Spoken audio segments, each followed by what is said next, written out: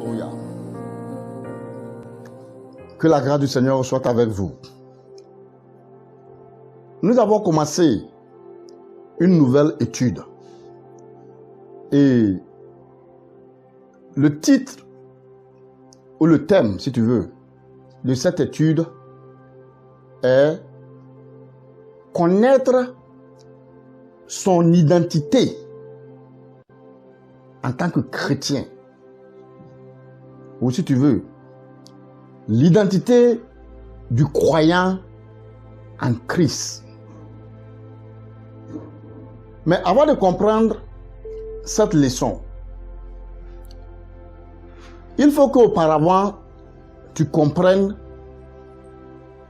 ce que c'est que l'alliance. Parce que si tu ne comprends pas comment fonctionne l'alliance, tu ne pourras pas comprendre ou connaître ton identité en tant que chrétien. C'est pourquoi nous voulons parler aujourd'hui de notre connaissance en ce qui concerne l'alliance. Ce sera une série de plusieurs leçons. Mais aujourd'hui, comme je le dis, nous commençons avec ce sous-titre qui est connaître ou comprendre l'alliance. Mais pour cela, je voudrais que nous lisions notre premier verset en Genèse chapitre 17. Notre première lecture sera en Genèse chapitre 17. Le verset 1 jusqu'au verset 7. Et je lis. Lorsqu'Abraham fut âgé de 90 ans, l'Éternel apparut à Abraham et lui dit, « Je suis le Dieu tout-puissant. Marche devant ma face et sois intègre. » Écoute ceci, le verset 2. « J'établirai mon alliance entre toi et moi, et je te multiplierai à l'infini. » Tu vois, le verset 2 parle de l'établissement de l'alliance entre Dieu et Abraham. Nous allons revenir là. Le verset 3. Abraham tomba sur sa face et Dieu lui parla en disant, « Voici mon alliance que j'ai faite avec toi. » Il faut noter que ce n'est pas avec le peuple d'Israël que Dieu a établi son alliance, mais plutôt avec Abraham. C'est important de savoir ça. Il dit, « Voici mon alliance que j'ai faite avec toi. Tu deviendras père d'une multitude de nations. » Verset 5. « On ne t'appellera plus Abraham, mais ton nom sera Abraham, car je te rends père d'une multitude de nations. Je te rendrai fécond à l'infini. Je ferai de toi des nations et des rois sortiront de toi. » Il faut aussi noter ça. Des rois sortiront de toi. Verset 7. « J'établirai mon alliance entre moi et toi, et entre tes descendants après toi, selon leur génération. Ce sera une alliance perpétuelle en vertu de laquelle je serai ton Dieu et celui de ta postérité après toi. » Écoute ceci, il y a une complication dans la tradition ici. Si ceux qui ont la version française sont confus en ce qui concerne l'alliance que Dieu a établie avec Abraham et non avec ses descendants, je comprends cela à cause de la traduction en français selon Louis II. Le verset 7 il dit quoi? Il dit, « J'établirai mon alliance entre toi et moi et tes descendants après toi, tes descendants. » Mais au fait, la Bible ne nous fait pas savoir que c'est avec les descendants d'Abraham de manière directe. Quand tu lis la version anglaise, il dit « J'établirai mon alliance entre moi et toi et ta descendante ou ta postérité après toi. » Donc, ce n'est pas au pluriel. C'est pourquoi je disais que, à l'origine, Dieu n'a pas fait d'alliance avec le peuple d'Israël de manière générale. Mais Dieu a établi une alliance entre lui et Abraham. Et il a aussi promis à Abraham qu'après lui, il établira une autre alliance entre lui et sa descendante ou sa postérité, pas ses descendants. Et tu comprendras pourquoi. Maintenant, écoute ceci. Je disais que il faut comprendre ce que c'est que l'alliance, ou alors comment l'alliance fonctionne. Je voudrais que nous lisions quelque chose dans Genèse chapitre 26. Suis-moi et j'espère que tu comprendras ce que je vais dire. Alliance, Genèse chapitre 26, le verset 24. Voyons ce qu'il dit là.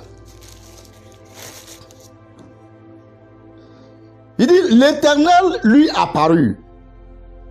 Il parle d'Isaac, ou alors il s'agit d'Isaac ici. L'Éternel apparut à Isaac la nuit et dit, je suis le Dieu d'Abraham ton père. Ne crains point, car je suis avec toi et je te bénirai et je multiplierai ta postérité à cause d'Abraham. Si la Bible t'appartient, il faut souligner la dernière partie qui dit à cause d'Abraham, mon serviteur. Tu vois que Dieu n'a pas établi de manière directe son alliance avec Isaac ou même avec Jacob. Non. Mais son alliance au début était établie entre lui et Abraham. C'est pourquoi il dit à Isaac, le fils d'Abraham, qu'il fera quoi? Qu'il le bénira, qu'il sera avec lui, qu'il le protégera, qu'il multipliera les fruits de ses entrailles. Pourquoi? Ou à cause de qui? Pas à cause d'Isaac, mais à cause d'Abraham, à cause de son alliance avec Abraham. Il faut noter ça. Nous lisons un deuxième passage dans Exode chapitre 2. Exode le chapitre 2. Nous lisons le verset 23 et le verset 24. Écoute ceci. La Bible dit, longtemps après le roi d'Égypte mourut et les enfants d'Israël gémissaient encore sous la servitude et poussaient des cris. Rappelons-nous que en ce moment-là, les descendants d'Abraham ou alors les Israélites étaient en servitude ou en esclavage en Égypte. Et la Bible dit que à cause de la pression de la servitude, les enfants d'Israël poussaient des cris. Et la Bible dit que ces cris qui leur arrachaient de la servitude montaient jusqu'à Dieu. Dieu entendit leur gémissement et se souvint de son alliance avec Abraham, Isaac et Jacob. Tu vois ici?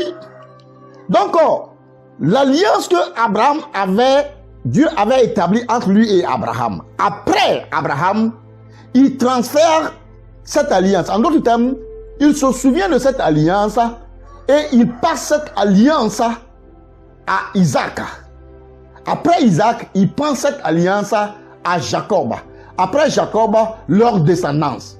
Mais tout cela, pas parce qu'il a une alliance établie entre lui et Isaac, ou entre lui et Jacob, ou entre lui et les enfants d'Israël. Non.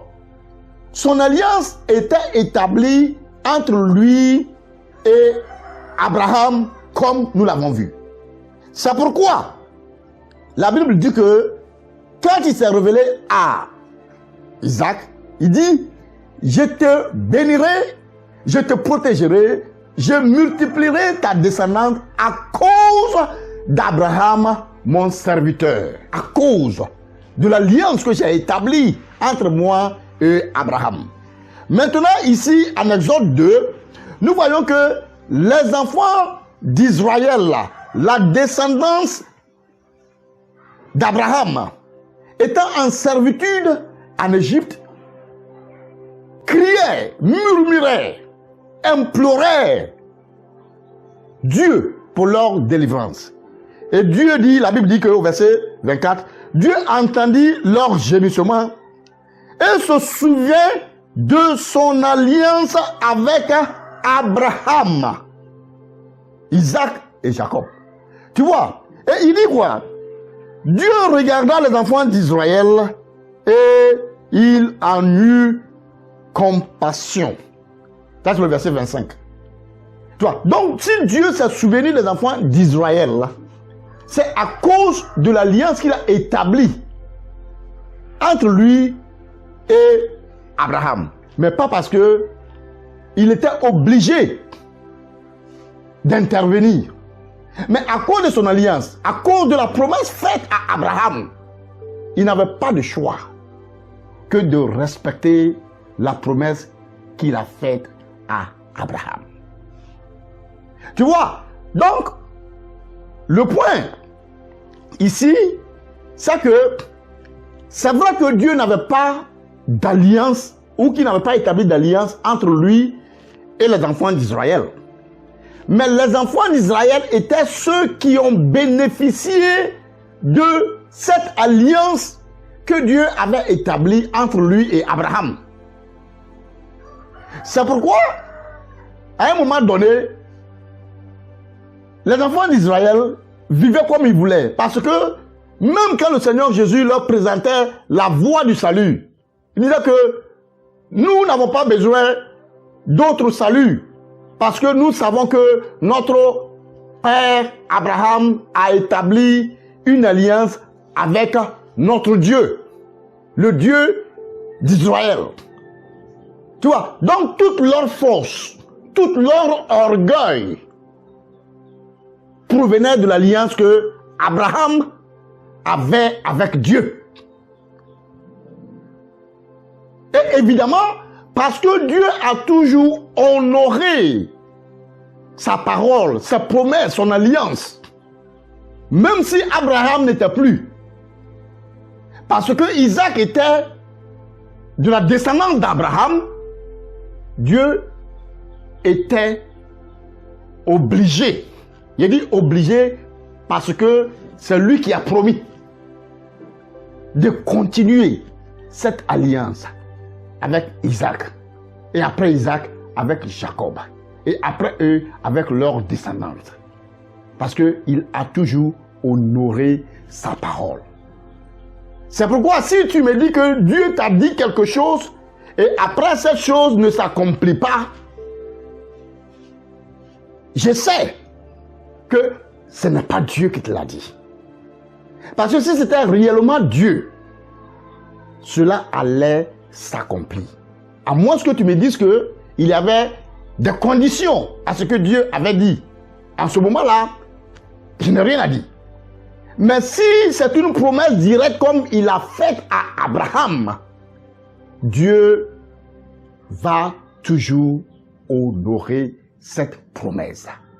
Parce qu'il n'est pas un homme pour mentir. Maintenant, nous voulons continuer pour sauver le temps. Mais je vais te demander de prendre ceci. Tu peux écrire Deutéronome chapitre 9, verset 5, Romains chapitre 11, le verset 28, et méditer sur cela. Mais maintenant que nous avons compris l'alliance que Dieu a faite avec Abraham, nous reprenons encore le verset 7. J'avais dit que ce n'était pas seulement une alliance avec Abraham, mais il a promis à Abraham qu'après lui, il va encore établir une autre alliance. C'est pourquoi nous avons l'ancienne alliance qui était l'image des réalités à venir. L'alliance que Dieu a établie avec Abraham était l'ombre ou l'image des réalités à venir. Mais la réalité était son alliance avec la descendante d'Abraham. Nous reprenons Genèse chapitre 17 et nous lisons le verset 7 une fois encore. Écoute ceci.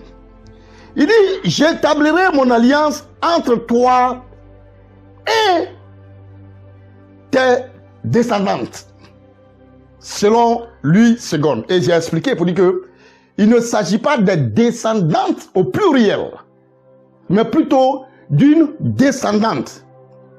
Pour que tu puisses mieux comprendre cela, je voudrais que nous lisions quelque chose dans Galates chapitre 3. Galates chapitre 3.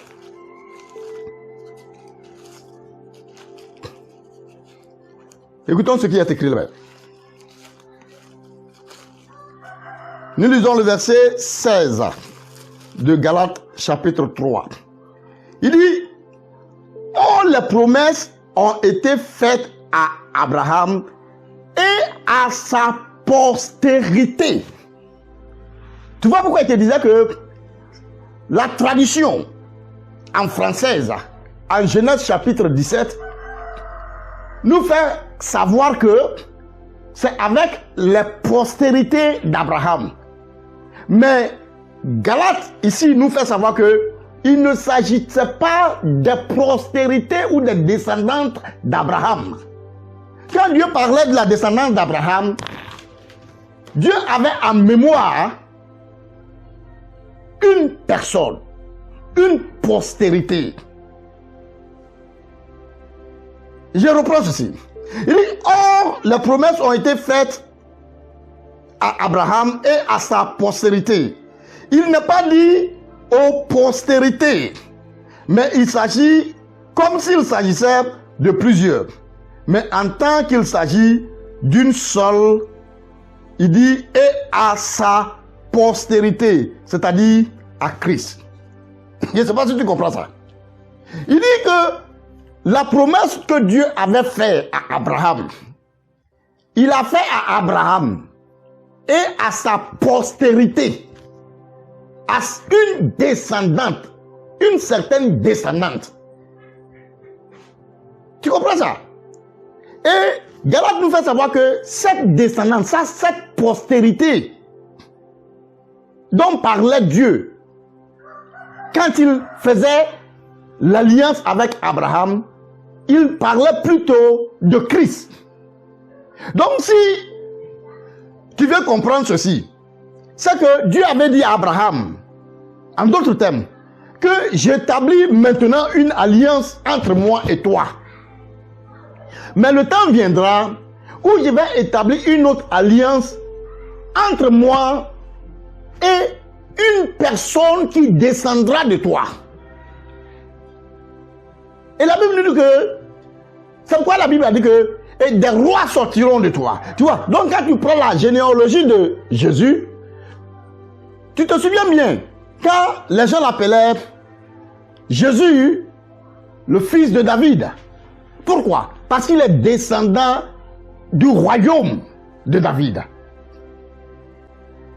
Lis la généalogie de Jésus et tu verras que il est descendu d'Abraham et il est sorti d'un royaume. C'est pourquoi il disait que des rois sortiront de toi. Maintenant, il disait que il ne s'agissait pas réellement des rois, mais d'un certain roi. C'est pourquoi Galate dit que, il disait que à ta postérité, il parlait d'une certaine postérité. Il n'a pas dit à ta postérité comme s'il s'agissait de plusieurs personnes ou d'un groupe de personnes ou d'une nation, mais plutôt d'une postérité, d'une seule personne, c'est-à-dire Jésus. En d'autres termes, Dieu dit à Abraham, j'établis maintenant une alliance entre toi et moi. Mais le temps viendra où je vais établir une autre alliance entre moi et ta postérité. Et la Bible nous fait savoir que cette postérité dont parlait Dieu est bien Jésus. Il s'agissait de Jésus. Tu vois, donc, la première alliance a été établie entre Dieu et Abraham. Mais la dernière alliance maintenant est établie entre Dieu et Dieu. Alléluia. Quand je dis entre Dieu et Dieu, tu ne me comprends pas. Tu ne me comprends pas parce que tu ne sais pas que Jésus est sorti de Dieu. Jésus est la manifestation de l'image de Dieu lui-même. Il est le mystère de Dieu révélé à l'humanité. C'est pourquoi la Bible dit, parlant de Jésus, comme commencement était la parole. La parole était avec Dieu. Et la parole était Dieu. Elle a été fait chair. Tu comprends? Dieu a été fait chair pour se manifester aux hommes. Donc si Dieu fait une alliance entre lui et Christ, j'ai dit, cette alliance est entre Dieu et Dieu. Hallelujah. Donc, ce n'est pas entre Dieu et un groupe de personnes, mais entre Dieu et Christ. Si tu ne comprends pas entre Dieu et Dieu, laisse-moi dire ça. Entre Dieu et Christ. C'est pourquoi, quand Dieu pense à cette alliance, il dit, je jure par moi-même. Il fait le serment en jurant par lui-même. Hallelujah. Tu vois? Maintenant que, de la même manière que Dieu avait établi sa première alliance entre lui et Abraham, les descendants d'Abraham n'étaient pas encore. Néanmoins, ils ont bénéficié de cette alliance, comme nous l'avons vu. Que quand ils sont dans des difficultés, Dieu intervient, pas à cause de leur justice, pas à cause de leur bien, pas à cause de leur sainteté, non, mais à cause d'Abraham. De cette même manière, Dieu a établi une nouvelle alliance, qui est la dernière bien sûr, entre Dieu et Christ. Et à cause de cette alliance, Dieu ne voit plus le monde ou ceux qui croient en Christ sans passer par Christ lui-même. Parce que il s'est offert lui-même à notre place. Je voudrais que nous lisions quelque chose. Dans 2 Corinthiens chapitre 5, le verset 21. 2 Corinthiens 5, verset 21. Écoute ceci.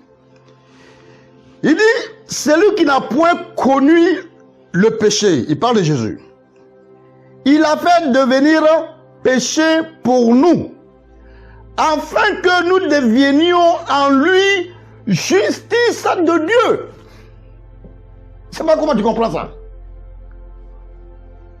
Donc Jésus, qui était sans péché, a pris notre place en tant que pécheur.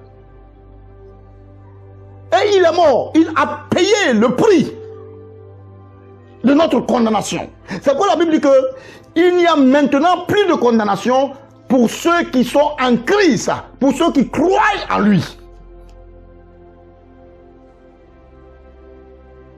Supposons que tu dois quelqu'un et que la personne demande sa dette, demande à ce que tu lui payes la dette. Tu n'as pas les moyens pour payer la dette. Et un bon samaritain surgit et il prend la décision de payer cette dette. Après avoir payé la dette, tu ne dois plus à cette personne. Quand bien même que ce n'était pas toi qui avais payé ou qui avais remboursé ou réglé cette dette. La dette a été payée par un bon samaritain. Et pour cela, celui à qui tu devais n'a plus raison, il n'a plus droit de te demander de lui payer encore une fois la dette. Tu ne peux pas payer cette dette une seconde fois, une deuxième fois, non, ça a été payé. Et c'est exactement ce que le Seigneur Jésus a fait pour nous. Il est mort à notre place. Il a pris notre place à la croix. La Bible dit que le châtiment qui produit la paix est tombé sur lui. Nos péchés les a pris, les a crucifiés dans son corps. Donc maintenant, nous sommes devenus, selon 2 Corinthiens 5, 21, la justice de Dieu en Christ. Donc, l'une de tes identités, si tu veux, c'est que tu n'es plus un pécheur en tant que chrétien. Donc, il ne faut pas te voir comme un pécheur, non. Ce n'est pas pour rien que quand Paul écrit ses épîtres aux enfants de Dieu, il les adresse en tant que des saints. Oui, des saints. Parce que Dieu a fait de nous un royaume sacerdotal. Et nous sommes réellement des saints. Dieu nous voit maintenant comme étant justifiés, sanctifiés. C'est ainsi que Dieu nous voit. Donc il faut te voir comme Dieu te voit. Parce que en réalité, c'est ainsi que le diable, l'ennemi te voit. Mais parce que tu ne connais pas ton droit. C'est pourquoi, quelquefois, tu te laisses être accusé par le diable. Mais la réalité, c'est que Dieu te voit en tant que juste en Christ. Il te voit en tant que saint. Tu n'es plus un pécheur. J'espère que avec cette fondation, tu es en train de réaliser qui tu es réellement en Christ. Tu es en train de découvrir ton identité. Comme je l'ai dit, c'est une série de plusieurs leçons. Et aujourd'hui, c'est la fondation que j'ai essayé de bâtir. La semaine prochaine, nous allons continuer. Que le Seigneur soit avec vous et qu'il veille sur vous. Au nom puissant du Seigneur Jésus. Amen.